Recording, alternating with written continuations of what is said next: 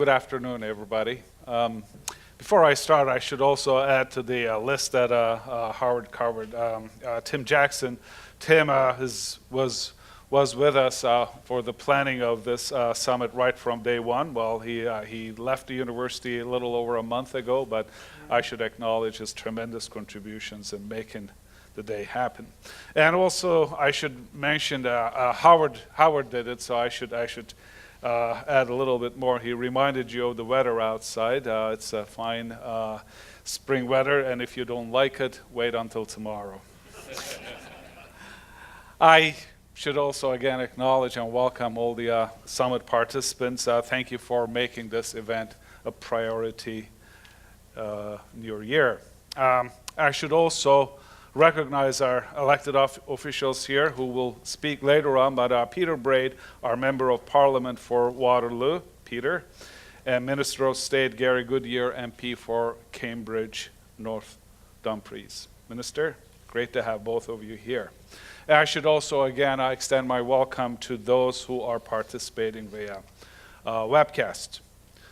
Your attendance here and online being drawn from all around the world reflects exactly the broader global currents that bring us here today. We live in a global community connected by technology, strengthened through innovation. Let me just give you two very quick examples.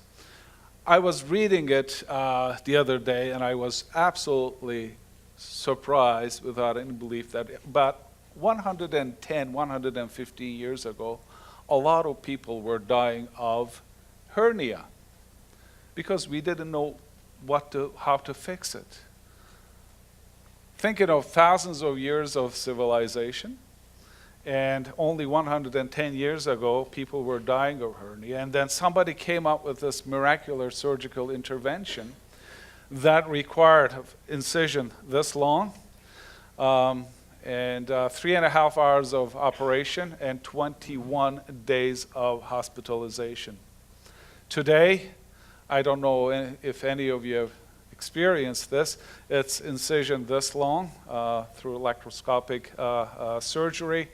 It takes about 30 to 35 minutes, and you could be at work in the afternoon if you have it done in the morning.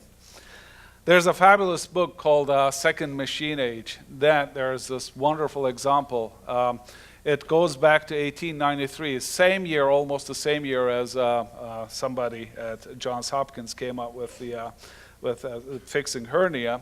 The very first photograph was taken in Paris in 1893. A beautiful Paris scene, a crowded street.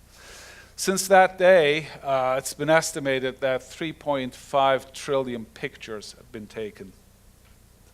So what's the big deal? Well, the big deal is 10% of the 3.5 trillion was taken only last year. This shows how fast we are progressing. And that's the reason why we're talking about bringing the global community together and bringing us even closer, but also improving the quality of life and making this world a better place for all of us. So there's both need and opportunity for new centers of innovation to emerge with solutions and with challenges.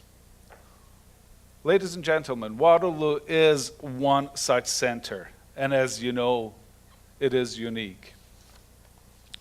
With Canada's most innovative university for 22 consecutive years, and one of the world's top 20 startup ecosystems, we know that this region is rising as a global player.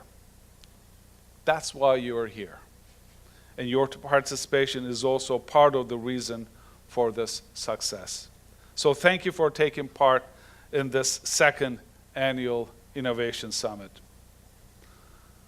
Since our first summit last year, the inaugural summit, lots have happened here at the university and in our region, and they've all been very positive.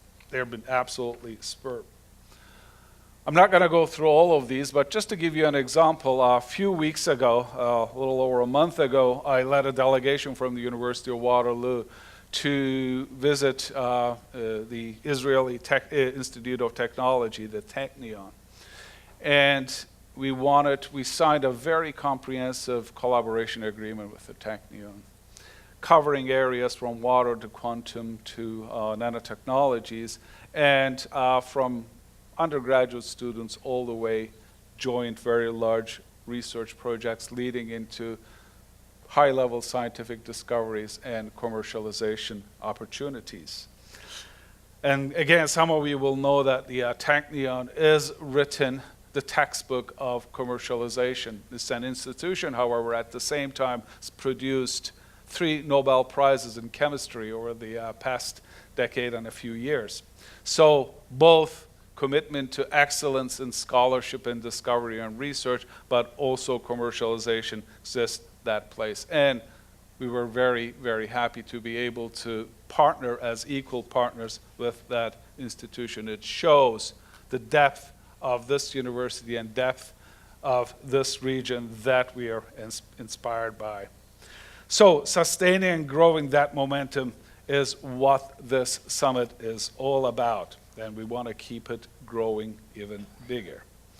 We have developed an outstanding program for you for this summit, today and tomorrow, and I hope that you will find the summit both inspirational and meaningful. And as, again, Howard mentioned, these events could not happen on their own. It takes a long time and many people to plan. Again, I truly, on behalf of everybody in this room, want to recognize and appreciate all the hard work put into making these 2 days happen. As we press on with our agenda over the next 2 days, there are 2 things I would encourage us to keep in mind. The first is that this community is primed for success for a very special reason. It is because we are extremely good at more than one thing. It's easy to find examples of communities that are strong in technology or technology development.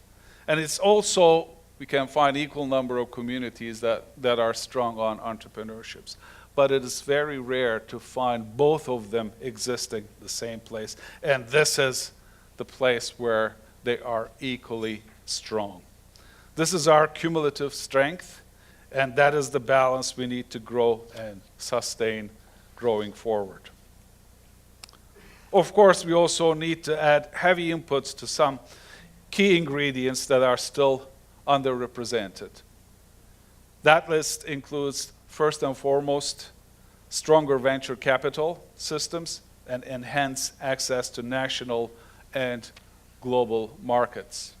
I should also throw in a fast train will be very helpful to Toronto, and hopefully restored air service, at least to Ottawa from here, will be great. So please tell anybody you see that we need those as well as many other things.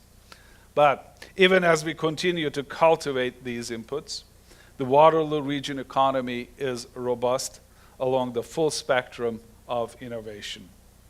From theoretical research to commercialization, from startup incubation to industry partnership and community engagement.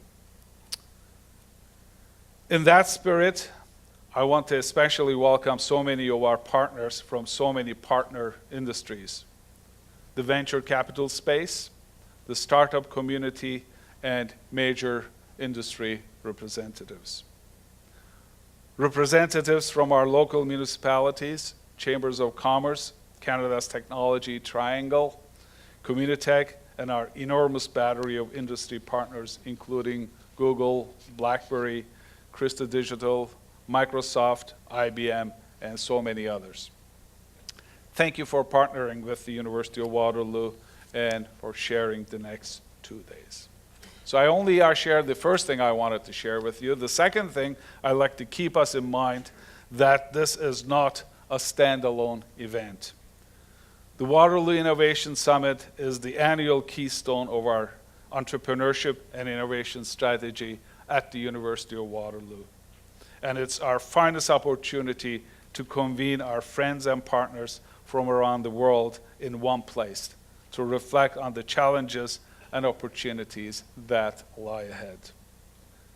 During the next 2 days, you will hear just how deeply we have embedded entrepreneurship into the curriculum, culture, and management of this institution. Ladies and gentlemen, I believe you're anxious to get your afternoon started, so I will stop here, and I'd like to welcome Peter Braid to introduce our minister, Gary Goodyear here. Thank you very much again for your participation of this evening.